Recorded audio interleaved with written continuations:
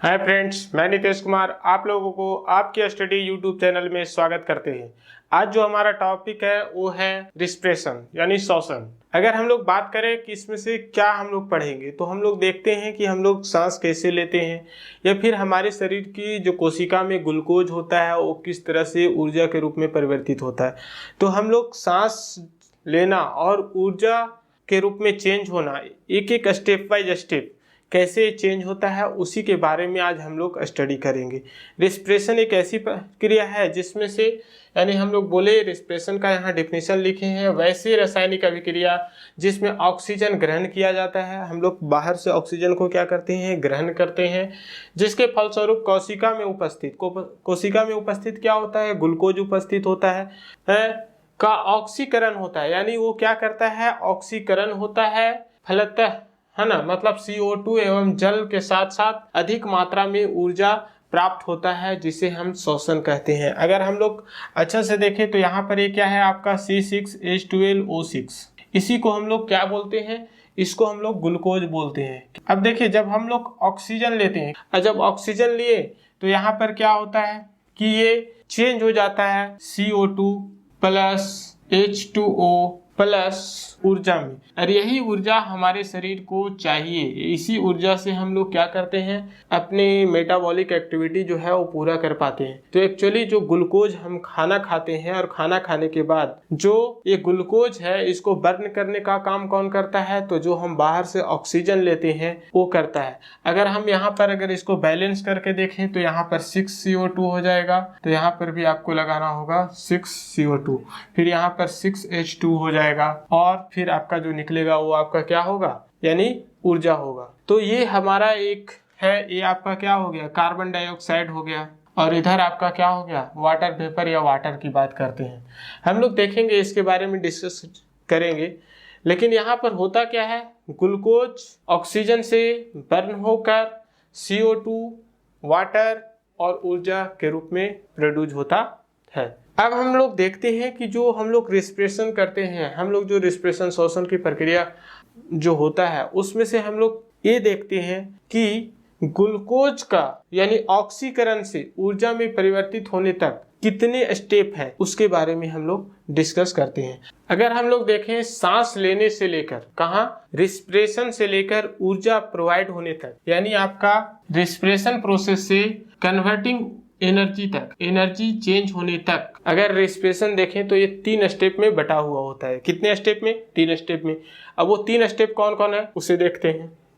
तो अगर हम रिस्पिरेशन श्वसन की बात करें, अगर हम लोग श्वसन की बात करें, रिस्पिरेशन की बात करें, तो ये 3 पार्ट्स में बटा हुआ होता है। एक बाह्य श्वसन, गैसों का परिवहन यानी हमारे शरीर में, और फिर आंतरिक श्वसन। अगर हम लोग बाह्य श्वसन की बात करें यानी हम लोग एक्सटर्नल रिस्पिरेशन की बात करें, एक्सटर्नल रिस्पिरेशन की बात कर रहे हैं।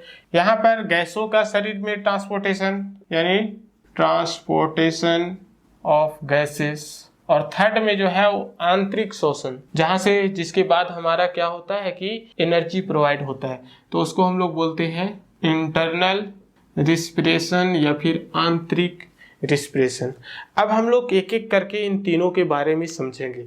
पहले बाह्य श्वसन को देखेंगे, फिर देखेंगे कि हमारे शरीर में जो गैस है वो किस तरह से सेल में ट्रांसपोर्ट होता है। उसके बाद हम लोग देखेंगे कि यानी सेल में पहुंचने के बाद फिर वो एनर्जी में कैसे कन्वर्ट होता है, यानी आंतरिक श्वसन किस प्रकार से होता है। तो एक एक करके हम लोग तीनों के बारे में स्टडी करेंगे। अब हम लोग शुरुआत करते हैं फर्स्ट वन बाह्य श्वसन से, फिर हम लोग देखेंगे सेकेंड वन, और फिर थर्ड लास्ट वन को हम लोग यहाँ पर देखेंगे। तो फर्स्ट को देखते हैं पहले, एक्सटर्नल रिस्पिरेशन क्या है इसके बारे में पहले हम लोग एक स्टेप में। तो फर्स्ट वन हम लोग देख रहे हैं, इसमें से है बाह्य श्वसन या एक्सटर्नल रिस्पिरेशन। ऑक्सीजन का शरीर में आना एवं CO2 का शरीर से बाहर जाना, इसी को हम लोग एक्सटर्नल रिस्पिरेशन के नाम से जानते हैं। क्या, ऑक्सीजन को हमारे शरीर में आना और CO2 को हमारे शरीर से बाहर जाना, ये आपका क्या कहलाता है, एक्सटर्नल रिस्पिरेशन कहलाता है। लेकिन क्या यही क्वेश्चन यहाँ से बन सकता है? जी नहीं। यहाँ से क्वेश्चन क्या बनता है, अगर हम लोग देखें तो हम लोग जो वायुमंडल है या वातावरण है, एटमॉस्फेयर है, वहाँ से हम लोग बहुत सारे गैसेस अपने शरीर में लेते हैं।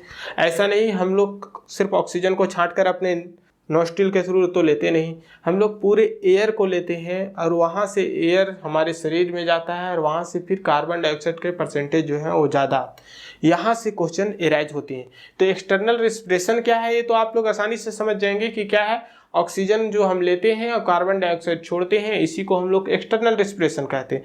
लेकिन जब एग्जाम होता है तो एग्जाम में क्वेश्चन क्या बनता है उसको अगर हम लोग देखें तो क्वेश्चन इस टेबल से बनता है। हम लोग इस टेबल को अगर देखें तो इसमें हम लोग क्या देख रहे हैं, यहाँ पर हम लोग देख रहे हैं कि सांस जो है वो हमारे शरीर में जा रहा है। ये लंग्स है, क्या है, लंग्स है। इस लंग्स में आता है, यहाँ बहुत सारे एवोली बना होता है, मतलब इस छोटे छोटे छोटे छोटे बहुत सारे गुब्बारे की तरह बना हुआ होता है, जिसका शेप कुछ इस प्रकार से होता है ना। आगे हम लोग देखेंगे इसके बारे में भी तो बहुत सारे। तो यहाँ पर इंटर होता है, अब फिर यहाँ से CO2 क्या होता है, बाहर निकलता है। तो ऑक्सीजन का हमारे लंग्स में जाना, फेफड़े में जाना और फेफड़े से कार्बन डाइऑक्साइड को बाहर निकलना, इसी को हम लोग क्या कहते हैं, एक्सटर्नल रिस्पिरेशन कहते हैं। लेकिन अगर हम लोग बात करें कि हम लोग जो है वो सिर्फ ऑक्सीजन लेते हैं और कार्बन डाइऑक्साइड छोड़ते हैं, ऐसा नहीं। हम लोग क्या करते हैं, कंप्लीटली एयर को लेते हैं। उस एयर में जितनी भी गैसेस हैं वो सारे होते हैं। अगर यहाँ पर कुछ इंपॉर्टेंट है, जैसे मान लो कि नाइट्रोजन हम लोग 78% लेते हैं और ऑक्सीजन हम लोग जब ले रहे होते हैं एटमॉस्फेयर से तो 21% लेते हैं। कार्बन डाइऑक्साइड की परसेंटेज 0.3% होता है। जल वाष्प वाटर वेपर का भी कम होता है, 0 समथिंग होता है, 0.5 होता है। अगर हम लोग जब निकलता है हमारे शरीर से तो हमारे शरीर में कोई भी ऐसा सिस्टम नहीं है, कोई भी ऐसा मैकेनिक नहीं है, मतलब मशीन नहीं है जो नाइट्रोजन को क्या कर सके, एब्जॉर्ब कर सके। तो हमारे शरीर में नाइट्रोजन एक्चुअली यूज क्या चीज़ में होता है, तो अगर देखोगे आगे चलकर ये नाइट्रेट का फॉर्मेशन करता है, जहाँ से प्रोटीन का निर्माण होता है।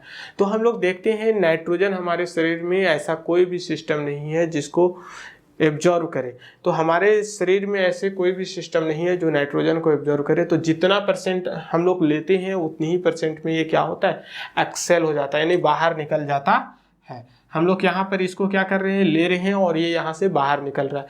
अब देखो ऑक्सीजन हम लोग कितना परसेंट लिए थे, 21% लिए थे। ये 20 समथिंग होता है, लेकिन 21% लिए। और हम लोग जब निकला, ऑक्सीजन भी साथ में बाहर निकलता है। ऐसा नहीं कि ऑक्सीजन सिर्फ जाता ही है, बाहर निकलता भी है।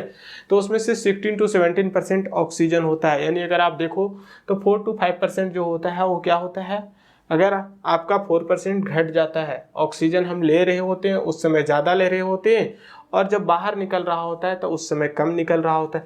अब प्रश्न उठता है कि आखिर ऐसा क्यों होता है। तो अभी आप लोग को बताए थे ना, C6H12O6 ये ग्लूकोज है, इसमें ऑक्सीजन बर्न हो जाता है। हम लोग जो ऑक्सीजन लेते हैं वो यहाँ पर इसको बर्न कर देता है।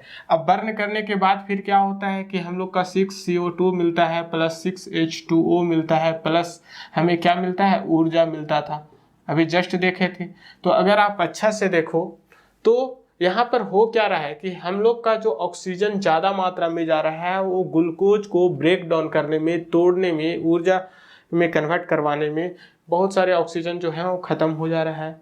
और जब ख़त्म हो जा रहा है तो ख़त्म होने के बाद जो ये प्रोड्यूस हो रहा है वो क्या प्रोड्यूस हो रहा है, कार्बन डाइऑक्साइड और वाटर। तो यहाँ पर देखो कार्बन डाइऑक्साइड की परसेंटेज कितना है, 0.03%। और यहाँ कार्बन डाइऑक्साइड की परसेंटेज कितना है, 4%। कैसे बढ़ा ये समझ में आ गया आप लोगों को। उसी प्रकार से अगर हम लोग वाटर वेपर को भी देखें तो वाटर वेपर यहाँ 0.5% है, यहाँ वाटर वेपर कितना आ गया, 6.5% हो गया। तो एक्चुअली श्वसन की प्रक्रिया ही है कि ग्लूकोज को ब्रेक डाउन करके अंत तक ऊर्जा तक कन्वर्ट करना। तो यहाँ पर ऑक्सीजन जो है वो ग्लूकोज को ब्रेक डाउन करने में खर्च हो जाता है और जब ये बर्न होता है तो कार्बन डाइऑक्साइड और वाटर का फॉर्मेशन होता है, जिसके कारण हमारे शरीर से अधिक मात्रा में कार्बन डाइऑक्साइड बाहर निकलता है, साथ साथ वाटर वेपर भी निकलता है। कहोगे ये वाटर वेपर कैसे निकलता है, आप लोग अगर जाकर देखो ना, सांस लो थोड़ा कसकर, या मुंह को आप एक शीशा है ना तो शीशा के पास हाँ करिए तो आपको पता चलेगा कि वहाँ पर क्या आता है, वाटर वेपर आपके मुंह से। या फिर ठंडे के दिन में तो हम लोग देखते हैं, अगर कोई मिरर के पास जाकर आप थोड़ा सा हवा करे, फूके, तो देखिएगा बहुत ज़्यादा वाटर वेपर मतलब बाहर आ जाता है। तो कैसे प्राप्त होता है वो मैं आपको बताया।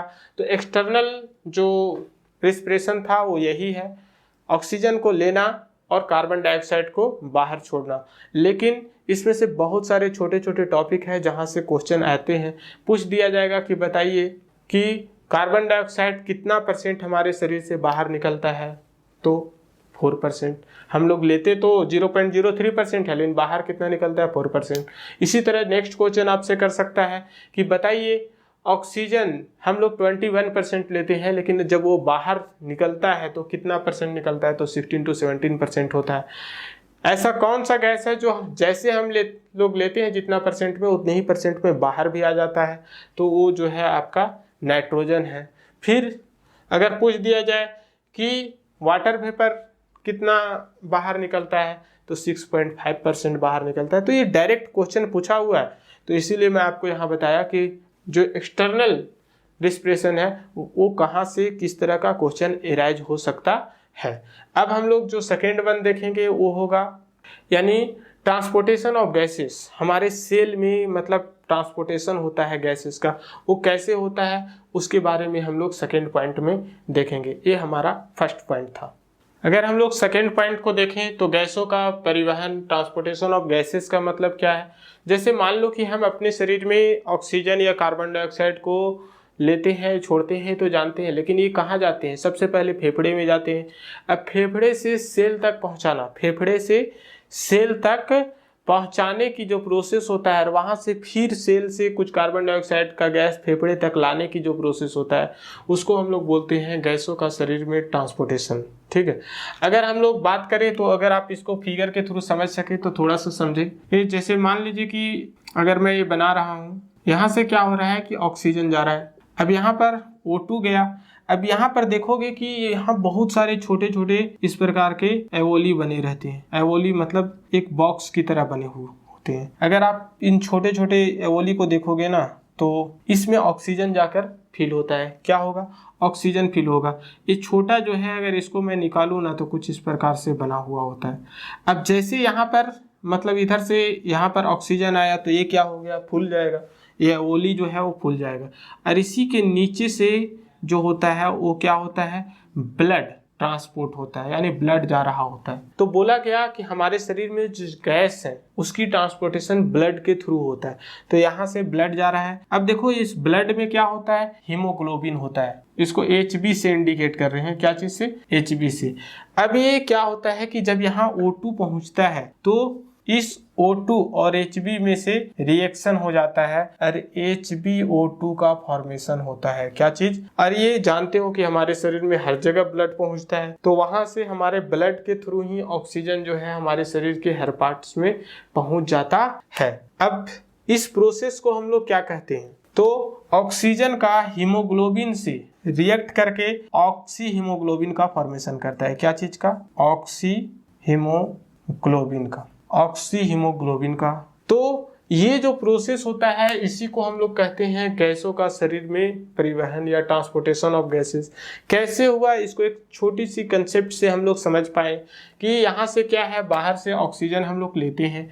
जो ऑक्सीजन जब फेफड़े में जाते हैं तो यहाँ पर हमारे फेफड़े में बहुत सारे छोटे छोटे एवोलीज बने रहते हैं। वो एवोलीज क्या करते हैं, मतलब एक बॉक्स होते हैं। क्या होते हैं, गुब्बारे की तरह होते हैं। जैसे ऑक्सीजन जाता है वो उसको ग्रहण करते हैं, और इसी छोटे सा एक जो एवोलीज है इसी को हम लोग कहाँ दिखा रहे हैं, यहाँ पर। अब जैसे यहाँ पर ऑक्सीजन फिल होता है तो इसके नीचे ही क्या बह रहा होता है, यानी ब्लड बह रहा होता है। और ब्लड में क्या प्रेजेंट रहता है, हीमोग्लोबिन। याद रखिएगा कि हीमोग्लोबिन एक प्रोटीन है जिसमें से कौन सा मेटल पाया जाता है, आयरन पाया जाता है। ये एक प्रकार का क्या है, तो एक प्रकार का प्रोटीन है, और इसमें से क्या पाया जाता है, तो आप देखेंगे कि इसमें से आयरन पाया जाता है। और इसी आयरन के कारण हीमोग्लोबिन के में जो आयरन होता है, इसी आयरन के कारण ब्लड का कलर जो होता है वो रेड होता है। तो यहाँ पर ऑक्सी हीमोग्लोबिन क्या हुआ, ये समझ में आ गया आप लोगों को। अरे ये हमारे शरीर में हर पार्ट्स में फिर ऑक्सीजन को पहुँचाता है, फिर वहीं से जब कार्बन डाइऑक्साइड बाहर आता है तो उसको साथ में लेकर। तो अगर हम लोग एक फिगर में देखेंगे, ये जैसे मैं आपको यहाँ पर एक फिगर है, इस फिगर में आप देख सकते हैं बेहतरीन ढंग से बना हुआ है। इस फिगर को देखिएगा तो एक होगा ऑक्सी हीमोग्लोबिन, जब ऑक्सीजन एक साथ जा गया है तो उसमें पूरा रेड रेड दिख रहा है। वही जब अगर दूसरे वाले फिगर में आप देखेंगे, सेकेंड वन, जी हाँ सेकेंड वन, उसमें अगर आप देखेंगे तो उसमें आप ये देखते हैं कि कार्बन डाइऑक्साइड जो है वो मतलब हमारे कोशिकाओं से कहाँ पर पहुँच रहा है, फेफड़े में पहुँच रहा है। तो ये जो प्रोसेस है वो थोड़ा ब्लू कलर है ना, ब्लूइश कलर का है। तो ये जो है वो हमें बताता है एक ऑक्सी है, एक अनॉक्सी भी आएगा, तो हम लोग इसे आगे डिस्कस करेंगे। हम लोग नेक्स्ट वन देखते हैं, थर्ड वन जो है उसे हम लोग देखते हैं। तो गैसों का ट्रांसपोर्टेशन कौन करता है, ब्लड करता है। बस इस पॉइंट को आप लोगों को ध्यान रखिएगा। ये ब्लड कैसे करता है, तो ब्लड में एक क्या रहता है, हीमोग्लोबिन प्रेजेंट होता है। वो हीमोग्लोबिन से O2 जो है चिपक जाता है और उसी के साथ फिर वो पूरे शरीर में ट्रांसपोर्टेशन करता है। हमारा थर्ड वन जो है वो है आपका इंटरनल रिस्पिरेशन, आंतरिक श्वसन। तो हम लोग थर्ड वन को लिख रहे हैं इंटरनल रिस्पिरेशन, आंतरिक श्वसन। अब इसे समझने के लिए इसमें के दो पार्ट्स होते हैं, एक मतलब हम लोग बोलते हैं एरोबिक रिस्पिरेशन और एक एरोबिक रिस्पिरेशन। तो एक एक करके हम लोग इसके बारे में देखते हैं। तो इंटरनल रिस्पिरेशन, आंतरिक श्वसन में हम लोग क्या देखते हैं कि इसमें गैसों का एक्सचेंज कोशिकाओं में होता है। कहाँ पर होता है, सेल में। यानी हम लोग फर्स्ट यहाँ लिए, फेफड़े में लिए, फेफड़े से ऑक्सीजन कहाँ चला जाता है, ब्लड में। ब्लड में हीमोग्लोबिन होता है, उससे चिपक कर पूरे मतलब बॉडी में पहुंचाता है। और इसमें से जो ब्लड है, ये ब्लड फिर कहाँ लेकर डिस्ट्रीब्यूट कर देता है, सेल में। तो ये जो इंटरनल रिस्पिरेशन है इसको हम लोग यानी कोशिकीय श्वसन के नाम से भी जानते हैं, यानी सेल रिस्पिरेशन के नाम से भी जानते हैं। अब देखें तो ये कितने प्रकार के होते हैं, ये दो प्रकार के होते हैं। एक जो होता है एनोबरिक रिस्पिरेशन होता है, एक एरोबिक रिस्पिरेशन होता है। एनएरोबिक और एरोबिक, अनॉक्सी श्वसन और अनऑक्सी श्वसन। अगर थोड़ा बहुत इसके डिफरेंस देखें तो ये यानी एब्सेंट ऑफ ऑक्सीजन के प्रेजेंस में होता है, एब्सेंट ऑफ O2, और ये जो होता है वो प्रेजेंट ऑफ O2। यानी अगर हम लोग अनॉक्सी श्वसन देखें तो ऑक्सीजन के अनुपस्थिति में होता है, जबकि ऑक्सी रिस्पिरेशन अगर हम लोग देखें तो ये ऑक्सीजन के प्रेजेंस में होता है। अगर हम लोग इसके बारे में और देखें तो कुछ इसके डिफरेंस मैं लिख दे रहा हूँ, उससे आपको ज़्यादा समझ में आएगा। अगर हम लोग जो इंटरनल रिस्पिरेशन था उसमें से अनॉक्सी, एनएरोबिक रिस्पिरेशन और एरोबिक रिस्पिरेशन की अगर हम लोग दोनों की बात करें तो इसमें से देखते हैं कि आखिर अनॉक्सी श्वसन किसको कहते हैं या ऑक्सी श्वसन किसको कहते हैं। अगर इसे देखना है तो इसमें एब्सेंट ऑफ ऑक्सीजन के प्रेजेंस में होता है। यहाँ पर जो श्वसन की प्रक्रिया होती है वो किसके, ऑक्सीजन के एब्सेंस में होता है। और यहाँ पर अगर आप देखेंगे तो ये जो है वो प्रेजेंस ऑफ ऑक्सीजन के प्रेजेंस में होता है, यानी ऑक्सीजन के प्रेजेंट में होता है। अब जहाँ एब्सेंट में होगा यहाँ इसका मतलब है कि ग्लूकोज कंप्लीटली बर्न नहीं करेगा, लेकिन जहाँ अगर ऑक्सीजन के प्रेजेंस में होगा वहाँ कंप्लीटली ग्लूकोज बर्न कर जाएगा। तो अनॉक्सी श्वसन कोशिका द्रव मतलब साइटोप्लाज्म में होता है। तो ये पूछा भी जाता है कि जो अनॉक्सी मतलब श्वसन प्रक्रिया होती है वो कहाँ पर होती है, तो हमारे कोशिका की जो सेल होती है उसकी साइटोप्लाज्म में पूरा होता है। अगर हम लोग देखें कि अगर ग्लूकोज 1 मोल ग्लूकोज लेते हैं तो आखिर अनॉक्सी श्वसन में क्या क्या बनता है, तो पायरुविक अम्ल बनता है, साथ साथ 2 ATP ऊर्जा प्राप्त होता है।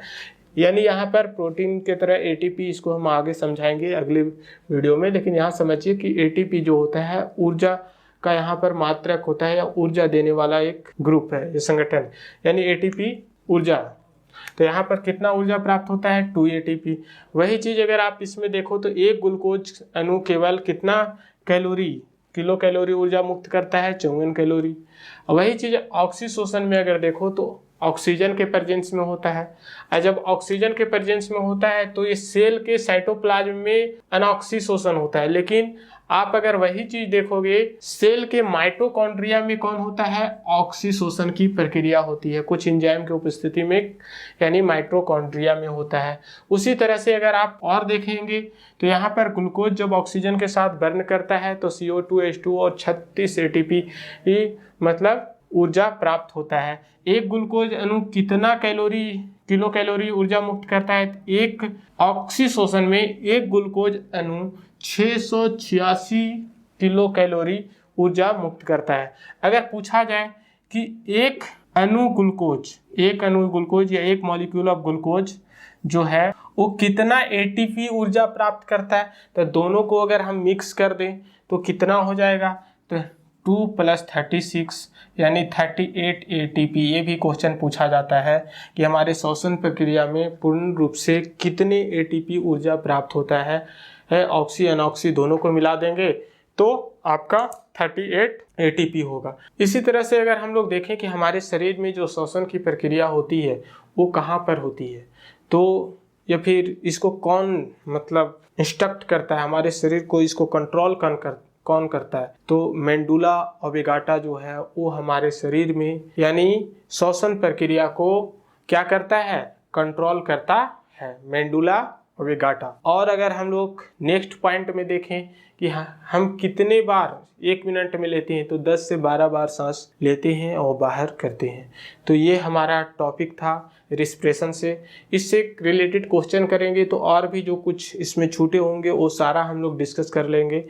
तो आज यहीं तक। Thank you very much.